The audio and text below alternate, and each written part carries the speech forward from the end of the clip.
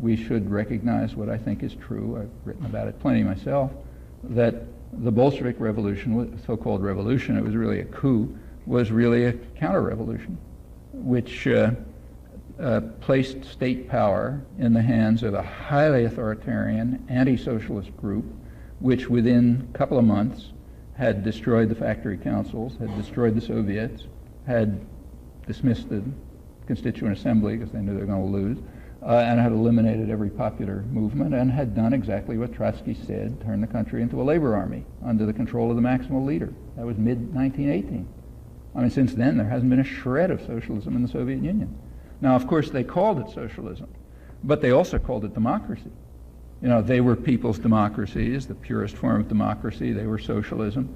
The left, the West, the big propaganda system in the world, of course, just laughed at the democracy part, but it loved the socialism part, because that's a way to defame socialism. So if you think that the fall of the Soviet Union is a blow to socialism, you ought to also think on the same grounds that it's a blow to democracy. After all, they call themselves democracies too, so why isn't it a blow to democracy? Makes as much sense. It's only when it gets filtered through the Western propaganda system that it's not a blow to democracy, but it is a blow to socialism. But, you know, there's absolutely no reason to play that game, whether you play it in dissent or in the Nation or on the right or anywhere else. Expose it for the fraud that it is. His comment that the ideology is flawed. What ideology? The ideology of totalitarianism? Yeah, it's deeply flawed. I mean, they were the initial modern totalitarians. It's not, has nothing to do with socialism. They destroyed socialism within weeks. You know, they didn't wait. By 1918, it was finished. And they knew it, you know, like it's not a secret. They knew it.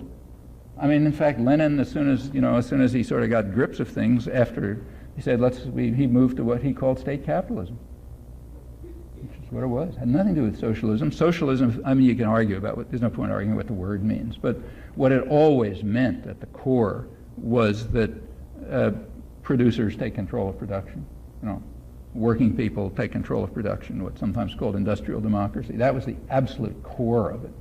Well, you know, there was more socialism in Germany, in Western Europe, than there was in Russia. You know, Russia's about the most anti-socialist place you can imagine since 1918. Had wage labor, had super exploitation, had no element of workers' control or involvement or participation. I mean, it's just pure, you know, what's it got to do with socialism? It's the exact opposite on every point. As I say, the West liked to call that socialism while laughing at the fact that they called themselves Democrats. But that's for purely propaganda reasons. I mean, unless you're committed to being part of the Western propaganda system, there's nothing to say about that issue of dissent except to laugh.